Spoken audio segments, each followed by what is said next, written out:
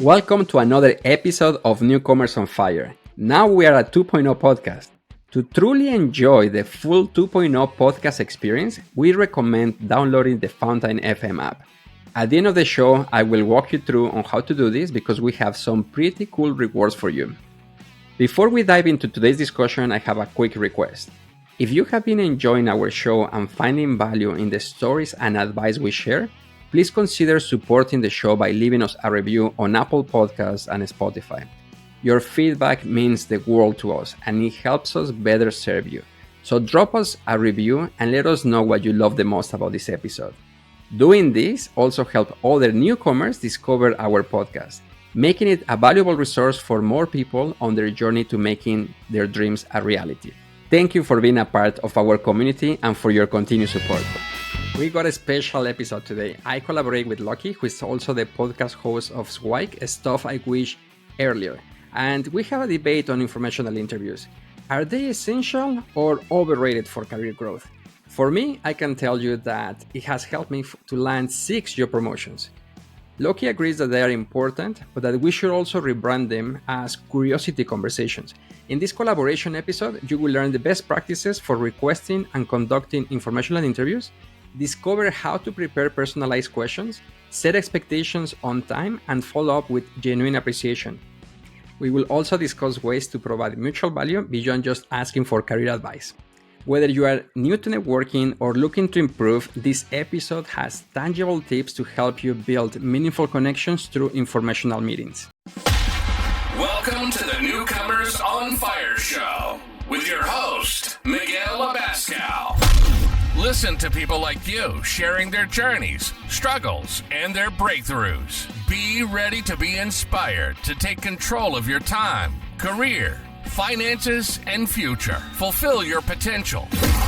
Become the person you're meant to be and make your dreams a reality. We're here on a special episode because we're doing a collaboration with the Newcomers on Fire podcast with the host Miguel Abascal. How you doing today, Miguel? I'm doing great, Luki. I'm super happy to be here again. Sounds good. And we thought we'd jump on because both of us have podcasts and we were having an online discussion on LinkedIn about informational interviews.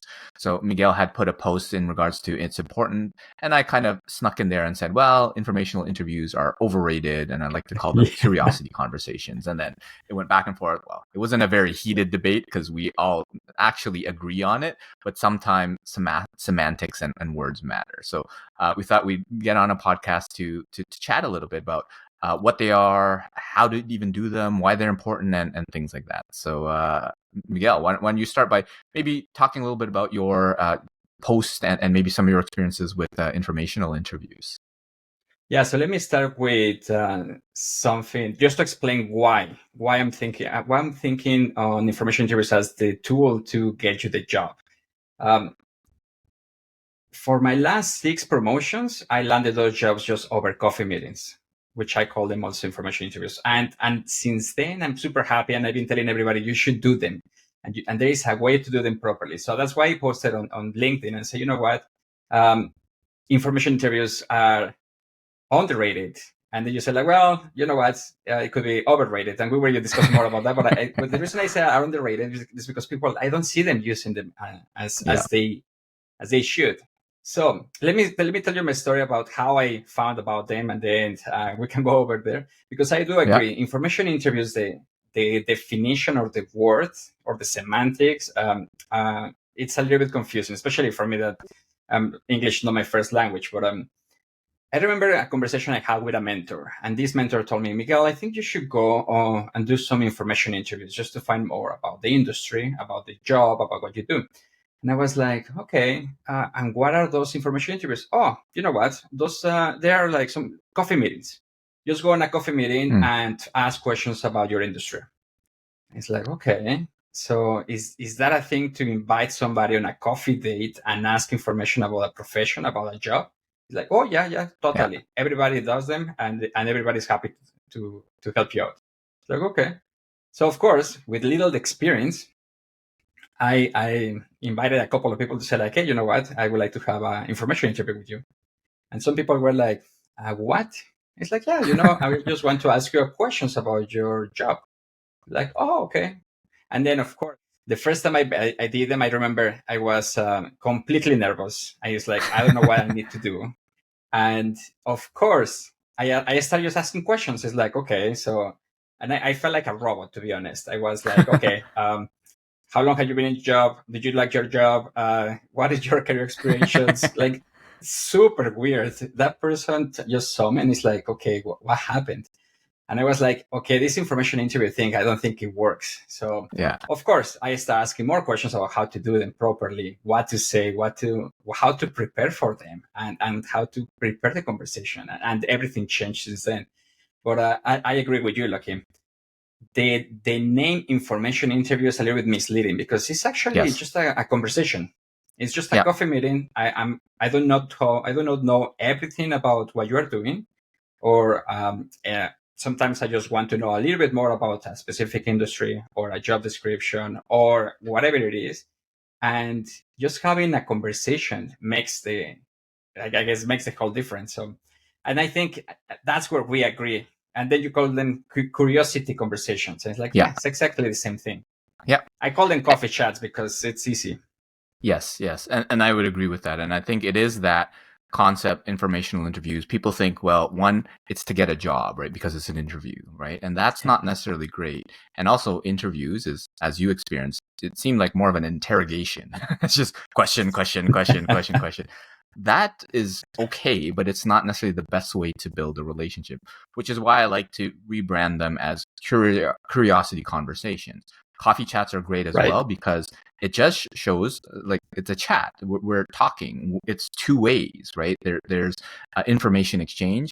Informational interview seems like it's one way, right? So that was some of the premise, but definitely, I mean, I probably posted that more to get a reaction out of folks to see like, what are you talking about? It's overrated. Everybody's telling me to do them. So I do definitely recognize their importance in terms of concept, but the branding and semantics, it might be semantics, but words are important. Just like I say where people say networking is so important, I say networking is overrated. Instead, build meaningful connections, because the whole networking, it has a branding problem where it's like the sleazy salesperson trying to sell a car or whatever, right? Versus no, So true. connect with this person, have a conversation, chats, try to add value. So the words themselves often can help. But you're right. The premise is super important. Basically, build relationships is really what you're trying to do at the heart of it. Learn from others who have been on that journey ahead of you. That is probably the most important part. And because it's a two-way street, see how you can help and add value to it. So that's my 100%. and I'm often doing them all the time. Where I'm lucky where my wife actually is a teacher, and she gets a lot of like Starbucks gift cards, and she doesn't go to Starbucks, so she ends up giving me a lot.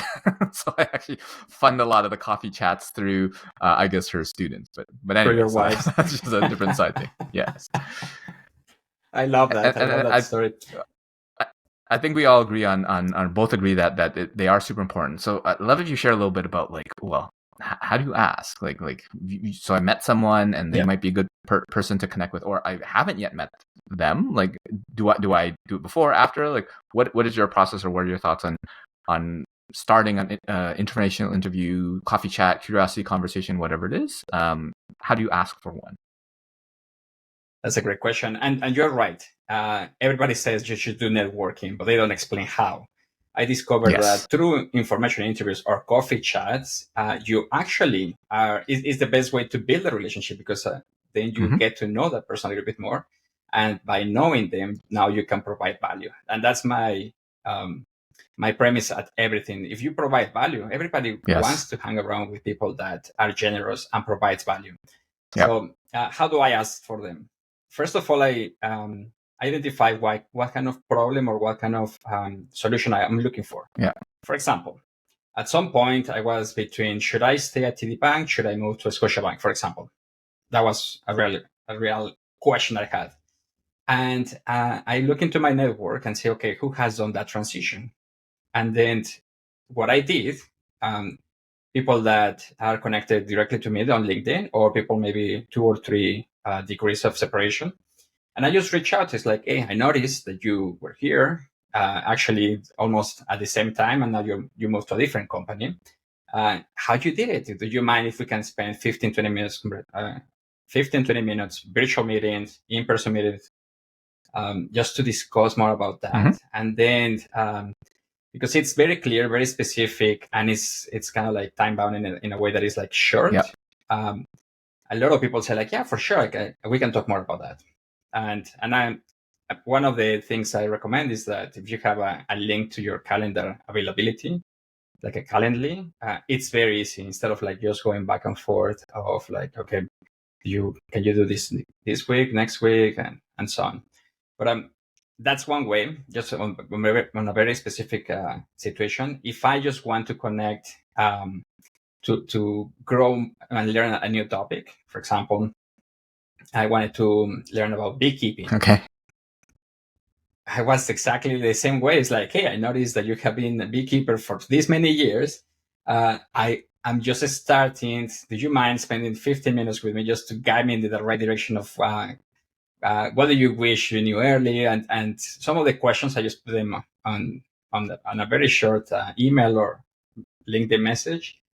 And I will say like 8 out of 10 people will reply, yes, for sure. Some people will ignore it, but well, that's life. Yeah, for sure. I like what you said about keeping it specific and keeping it like time bound, right? Because most people have 15 minutes. Now, if you're asking for half an hour, it's a little bit more challenging. And now with everybody on like virtual, like Zoom and things like that, it's even easier because it used to be, well, I have to allocate time to go down and get a coffee and meet you in the right place, right? But now it's just like, click a link, you're up, and then you're down. So I think that's great. And the reason why I like the term curiosity conversation is kind of what you said. Like, what are you interested about in this person? And if you do it based on the person and their journey or advice or whatever, versus on the fact that they actually work at a job and you think they can get you a referral or something, that kind of taints the intent of it, right? So if you go in with the intent of, I'm connecting with this person to get a job, to get a referral, to get them to review my resume, that often doesn't work out well, right? It happens, right? And it can be somewhat useful, but I usually tell people that if you want to know whether you're networking correctly, you put it in the context of dating. Right. So in that context, you're basically asking this person for a one-night stand, right? Versus, come on, let's go on a couple of dates and see. Like, we might not get married, but at least the possibility is there. Because if you think about it, jobs are kind of like professional marriages, so there needs to be some compatibility in there. So a lot of what you said about the curiosity, interest, asking for advice, preparing is a lot of great things that you need to do, and make it specific. Don't go in and saying, what do you do for your life? Tell me about your like career journey. Well, it's on their LinkedIn profile. it's all out there. Do a bit of research. And a very useful thing that I recommend folks to have is basically in preparation for the discussion, and then if you start things like that, it just basically makes for a better coffee chat, curiosity conversation, informational interview, or whatever you have. So I think that's a lot of great advice that you shared. Any other things that you'd want to add in terms of having folks be better at requesting and asking, and also understanding that, as you said, not everybody will say yes, right? There will be some people that ignore you, and that's okay, right? And just be appreciative of that. But what are the thoughts or things that spark based on your experience with informational interviews? I love your example about dating. You know, I'm a banker. Have a financial background, but I see that also as if somebody asks you for money, it's like, hey, you just met me. Will you give me $10,000? And it's like, I don't think so. But if it was my sister, my brother, if it was my best friend and they are in need, it's like, okay, let's go to the ATM or let's figure out something, right? It's just that intention of helping and that trust factor of like, okay, I know I'm going to help my friend. So how do you build that? And you build that through multiple meetings and also through something that you have in common with that person. that is why I love to do things outside of work. So, for example, going to church or going to specific activities where you meet people in their element. So you can talk about what they love. And once you have that know, like, and trust factor built up, hey, everything is easy because if I build a relationship with somebody that is a person, a beekeeper, again, Sure. an example of a beekeeper, and we hit it off and we're super friends now, guess what? That beekeeper is connected with so many different people. In fact, the beekeeper that I connected with, he was an ex-Price Waterhouse Cooper consultant. So immediately his network was to my disposal if I needed. So that's one example of how to do it. So what I learned through the years of trial and error and making them like several, I think I have the hundreds or probably even a thousand coffee meetings already, because I just try again how to do them better. One of the recommendations I can share with you, Lucky, and also I have some questions for you. It's preparation. Preparation is super important. So if you have a 20-minute meeting with somebody, you should be preparing probably like an hour or two in terms of how are you going to talk about what is going to be the icebreaker? What is going to be the first conversation that you are going to start? A quick recommendation that I learned over the years is do not talk about the weather. Not everybody likes the weather. If it's too hot, if it's too cold, don't talk about commuting or how was your driving this morning, because everybody they don't like it. I learned to ask questions about, hey, what is new and exciting, or what is the thing that makes you the happiest or the most proud, or the last week or something. So once you start with a positive icebreaker, then I set up the agenda. It's like, thank you so much for meeting with me. If I was referred by somebody, it's like, hey, Lucky told me to meet with you because you're incredible, and Lucky's incredible, and then we just build that connection again and setting up a little bit of the agenda to why you are meeting that person and how that information is going to be important. And then it's like, introduce yourself. A very short, quick elevator pitch about, okay, who are you, why you are here, where are you going, and why this meeting is going to help you to make the next decision. Because something that you said is, if you're asking for a coffee meeting to get something in return, it's not going to work out. But if you ask for a coffee meeting to ask for advice, to ask for guidance, then people are happy to provide advice and guidance. So once that intro is done, which takes probably 5 minutes at most, then you just jump into some of the questions. It's like, hey, I've been in this situation. I saw that you were in a similar situation where you were deciding to go to the left or to the right. Can you please explain a little bit more about what you did and so on? And then I just have the other person share the experiences, and I ask about the challenges, the achievements. And the closing is super important, because before we jump into the closing, I had a question for you, Lucky. How did you ask, and how did you prepare for them as well? So a lot of it is doing research, right? Because some people have like very well written, very extensive LinkedIn profiles. Some of them have nothing, right? So you do your best based on what's there. I often like to make sure that the questions are provided ahead of time so that they know that I'm respectful of their time, and these are the 10 to 12 questions that I'm going to ask or what have you. So that's definitely one thing that I do. I like your icebreaker, the positive spin on it, because the commute, the weather, people always complain about stuff. You don't want to start a new conversation with complaints, right?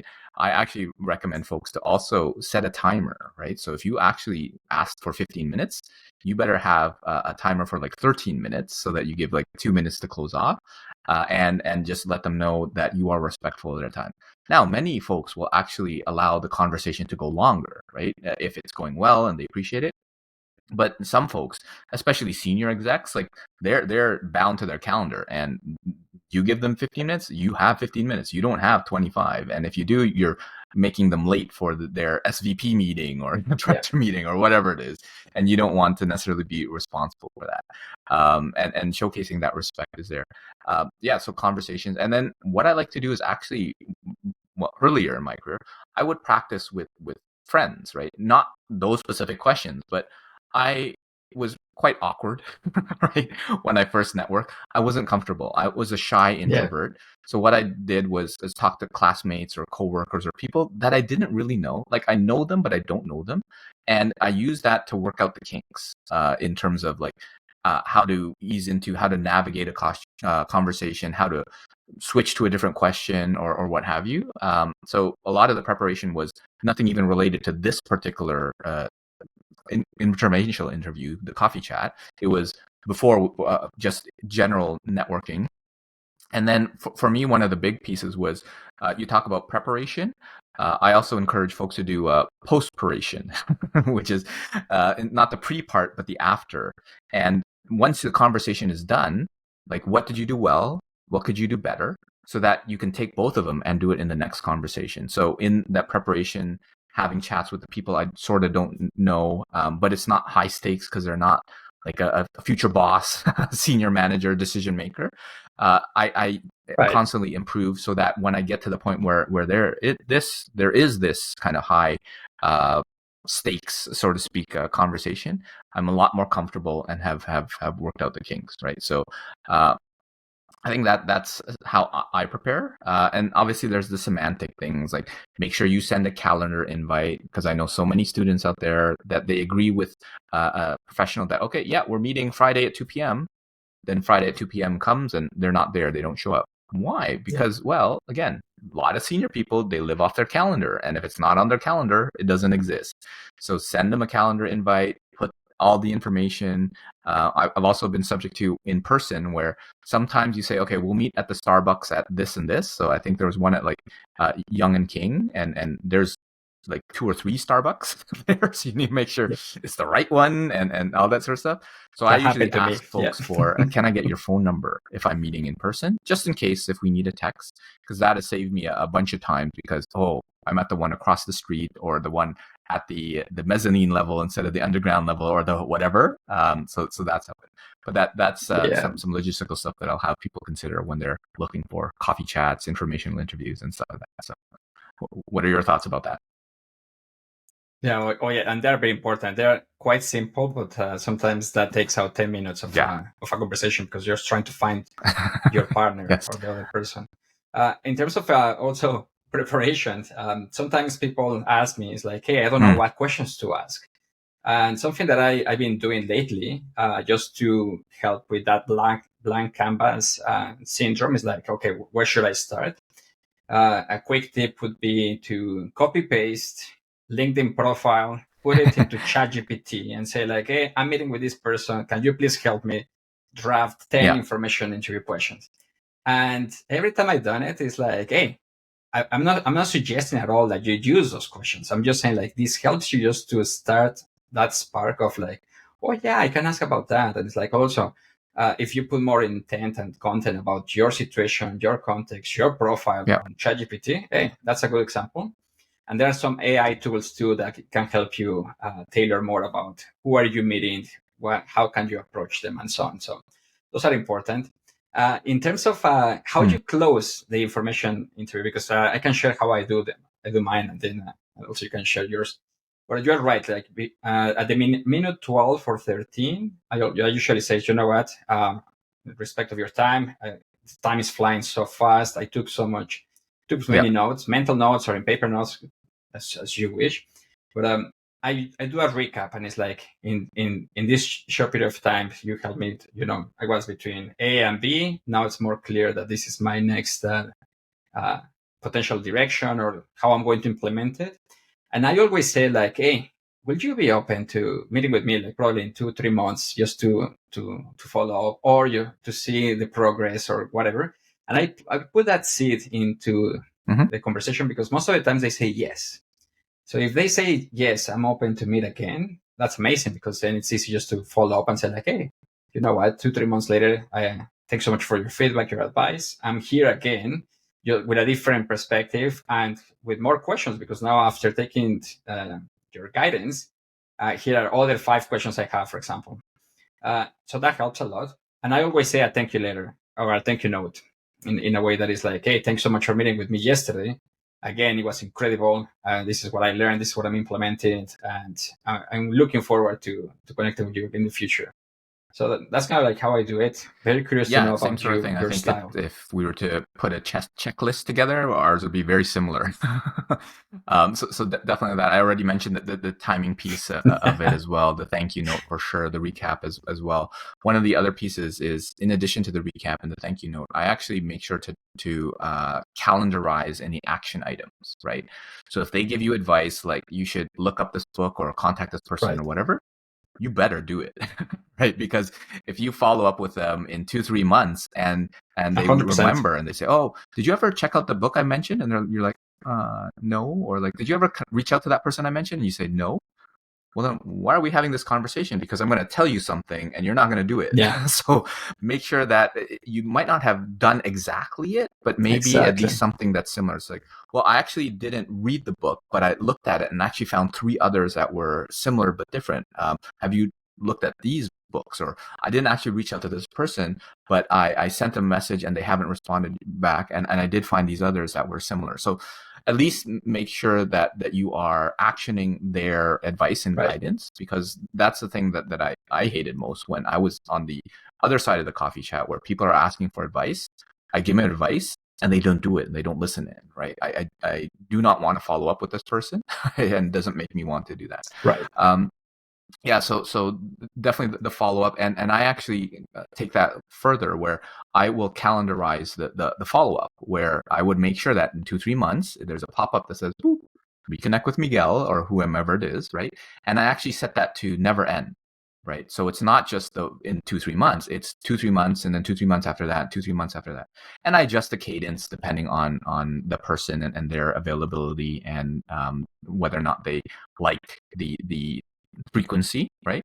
But it's to make sure that it's consistent, because as we started with, like, relationships take time to build, right? It's unlikely you'll have 1-2 conversations and now they're your besties, right? Now they're your Yep. mentor, but maybe 3-4, then they're like, you know what?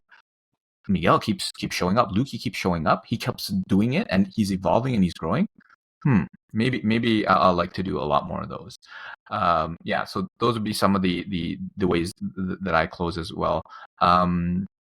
Is there anything else that I would have in that? No, I think most of it is again our checklists are quite mirrored on that side. I have a quick question for you. Like, it sounds like you put everything on your calendar, but do you have another system to follow up and say, like, okay, this date we had this conversation, or we talk about, Yeah. these 5 different topics, and Yeah. do you have like a note system Yeah, or a when I started out, CRM? everything used to be on the calendar, right? And then How you do I it? kind of advanced it to say, okay, there's too much on the calendar, so I put it into like a Mhm. Google Sheet with everybody in the follow up. And then now, yeah, I have a full on CRM that Yeah, I use, because it just gets unwieldy on a on a spreadsheet, right? Because it's there's just huge. too many people that Yeah. you connect with over the years. So yeah, I have a full CRM. Do most people need one? Probably not. So somewhere between calendar and a Google Sheet or an Excel or whatever is probably good enough. But that would be definitely helpful for folks to keep track, because I agree that sometimes it's like, oh, what did we talk about? And if you put a couple of those notes, some people are like, oh my gosh, you remember? Yeah. And I'm like, no, I just take good notes, or Yes. I for some of the conversations, like, no, I can just scroll up in the message history. I can read up what we were talking about. So those are some things. But if you show Yes. that you're interested, you care, and then you remember these things, then it helps to accelerate the building of this this connection and this relationship.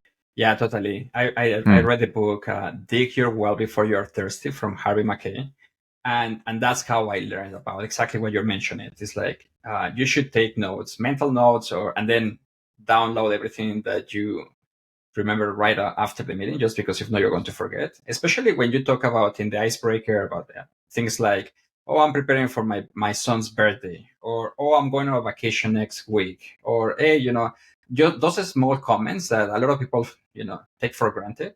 I take notes about them, and then I just follow up and say Yes. like, hey, how was your son's birthday, or how was that vacation? Did you enjoy it? And then that keeps people, um, you know, that makes people feel special, because then you remember and you care. then the reciprocity factor happens. Yeah. It's like they also care about you and they start asking questions more about you. It's like, Yeah. oh, yeah, tell me more about what's happening in your life, Miguel. And I started similar to you, where for many years I had Excel. And Excel was more than enough because it's like, okay, I'm meeting this person. This is what we talk about. Follow up about in 3 months about this topic. Or if I found an article about our conversation, I will send that article to like, hey, we just had this conversation. I look what I'm reading today. I'm just thinking about you again. And small comments like that. And now today, I think there is a tool called ClickUp that I'm using. That is a tool that you can use for everything: project management, CRM, anything, because it's just a task manager tool. It's incredible, but yeah, right now it's the same. It gives you the reminders, gives you like what to do, what's next. So I 100% recommend that too. But what I love, Lucky, is that we both have done similar things and I'm doing similar approaches. Any other best practices that you have done over the years on what to do? Yeah, one of the on your things conversations, that coffee I meetings? missed in terms of the typical one is what I call a value brainstorm, right? So there's a couple of components to it. Is one, after the fact, to think about it. So oftentimes it's with the reminder to say, well, how could I help this person, right? And if you're in the moment, having the conversation, in the back of your head, whenever they're speaking, ask, how can I help with that? Right. Now, initially, when you first start your coffee chats, your curiosity conversations, Yeah. you're not going to know. You'll be like, I don't know. How do I help? But then after weeks, months, or years, maybe you'll get some inspiration, like as you take a shower or walk the dog or whatever. It's like, oh, I can send him this article. I can introduce him to this person. I can whatever it is, because I treat that value muscle kind of like a muscle, right? The more you exercise it, the more it grows, right? So now I start to do that more purposefully with the follow up to say, okay, before I meet this person, before I reach out, what is some area of value that I can have and provide? So maybe I read a blog post that I think they would be interested in. I listened to a podcast and like, yes, they would really help, right? Sometimes I can find something and sometimes I can't. Um, and before I connect, I'll just let them know that I was thinking about them. This reminded me, and that can be a good way to kind of rekindle the conversation after 3 months, 3 years, right? Depending on whatever the cadence is. So that would be another best practice I would have. I wouldn't say it's a best practice. I think that's more of an elevated practice, right? Because to be able to do that, it really takes a lot of effort. Like some of these things are super simple and should be almost like network hygiene, right? The basics that you need to do. But some of it are more like if you want to be like an advanced or a really caring networker, someone who really builds meaningful connections, then doing stuff like this would be much more helpful. And when you do this, if you're always seen as the person who adds value and helps people, then the relationships develop faster. I think there's research out there that in order for you to go from acquaintance to like a casual connection, it takes on the order of like 50 hours, right? And to become a friend, it takes like 200 hours, right? And there's the quantity of connection and there's also the quality. So when you do stuff like looking to add value, help, and be respectful, give them updates and share how much their advice has helped, that definitely goes more on the quality side, where maybe it doesn't take 50, maybe it only takes 25, maybe it only takes 5, right? Because you've invested the time to be respectful of them. So yeah, that's another one in terms of best practices that I would include in there as well. I love them. Yeah, because you're right. You either have there are two axes. The first one is time, and the other one's value. The more value you provide, of course, the more rich the relationship is going to be. But also, the more time you spend with that person, the faster that exchange happens. One of the things I usually recommend as well is like find ways to spend the most time with the one person in one day. Of course, not always happens because if we're strangers, I don't want to spend more than 20 minutes with a stranger. But in some instances, there are events like golfing. So when you go out golf with somebody, especially if it's a non-for-profit charity situation, sometimes you're golfing with executives. And you're golfing with that team for the entire day. So that's a perfect example of how can you compress that factor of like the more time and the closeness of that relationship builds really quickly. Another example I had was when I went fishing with a group of colleagues. After that, everything changed. And we became super close from being completely strangers, working at the same institution, and being like super close friends just after one fishing experience. So yeah, again, time and value, if you can compress them, that's incredible. And also another consideration about value, as you were mentioning, providing value. Something that I learned about this in the book that I mentioned was sometimes you don't need to provide value to the person that you want to meet. But if you provide value to the person that he or her loves most, then that also works out. So, for example, in a conversation, you can hear that this person is kind of like very focused on collecting stamps for his boy, for his son. Well, next time it's like, here's a rare stamp that maybe your son doesn't have, and that creates more like, wow, this person cares, and of course, that's going to be a superhero in front of the sun. So if you can do that more, that helps a lot. And I usually share this example about a person that I was mentoring. And I remember I went to visit my family in Mexico. I received a message from this now my friend, and he told me, it's like, hey, where you live, you just received 2 feet of snow. If it's okay with you, I can go and shovel your driveway. And I was so touched, and I was so happy to hear that, because yes, I saw that we received 60 centimeters of snow, and I was not sure how I was going to park my car, and especially with my family. And we were arriving in the middle of the night. She was like, "Oh boy, it's going to be a rough night." But just that intention of like this person trying to help, trying to be of value, meant the world for me. And because of that, I think that was the tipping point for me. It's like, okay, he's no longer a stranger. He's no longer my mentee. Now it's my friend, and now I invite him for my family events, for like, hey, let's come and eat tacos, like more personal, just because of that. And what is insane, what is incredible, was that he didn't have to do it, because my neighbors did it. So my neighbors were cleaning driveways. They saw that I was not around, boom, they cleaned my driveway without asking. So 2 things. I have incredible neighbors. That's incredible. But this person, just the intention of like trying to help. That's what matters. Sometimes it's just the intention. So again, going back to your best practice, I agree. It's just a matter of like finding the way to make the other person feel value, special, and important. And I think that's a good point, where it doesn't necessarily have to be in a professional context, because people think that when you're having a coffee chat, it has to be at work, or I have to do market research or things like that, right? So sometimes it's just shoveling driveway, maybe a restaurant recommendation, or did they find a stamp or whatever for their kids, or things like that. It could be in a personal context as well. And then other thing that came to mind is, we're talking about kind of the formal scheduled informational interview, where we know that next Friday at 2 p.m. we're meeting. But I encourage folks to have kind of the informal ones, right? Talking about to that person that maybe you play whatever in the book club, or your pickup basketball match, and you know them but you don't really know them. Use that as an opportunity to have a curiosity conversation. Not the informational interview part where you're interrogating, but have that coffee chat bit, and maybe stay after and go to the cafe, or like you said about the golf tournament, right? Go for drinks on the 19th hole, the 18th hole, or whatever it is. And those conversations informally can also turn into great relationships, because there are ample opportunity to improve your networking, to improve your information interviews, curiosity conversation, coffee chat skills around you, if you take the time to look, right? So that'd just be another last thing that I'd want to add to the conversation. I love that.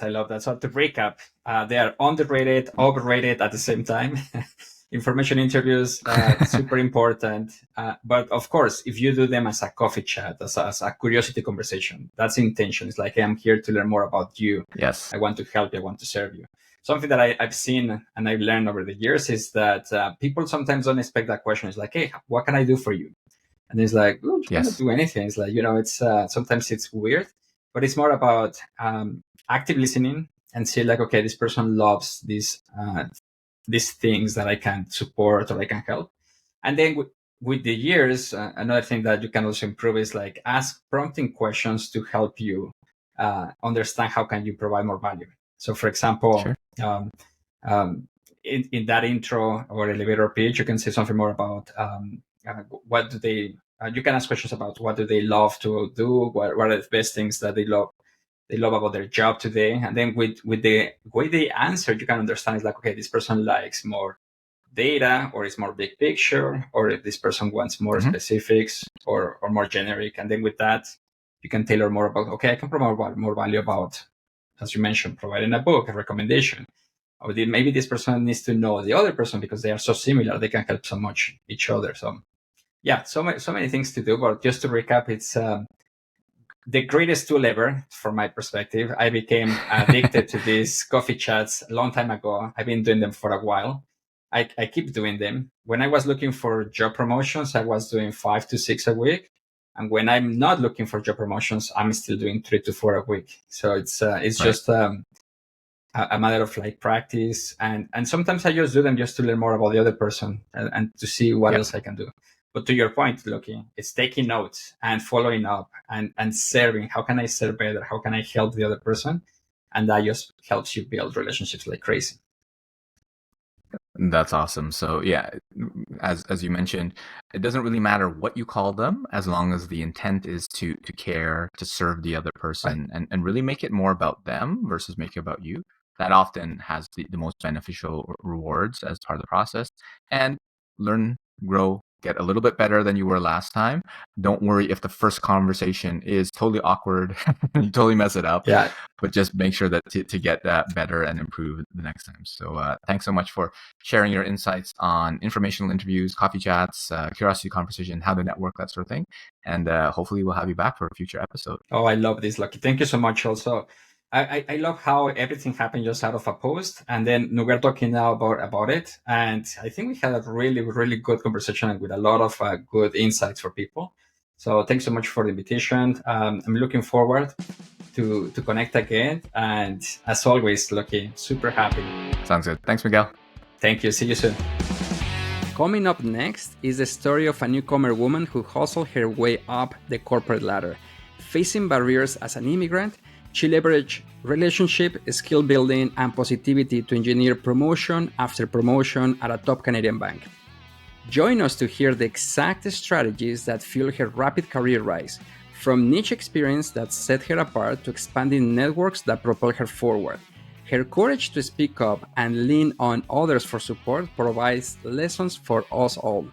Be inspired by her incredible determination to turn struggle into strength on the quest to belonging. Stay tuned for an uplifting account of setbacks, comebacks, and ultimate corporate success.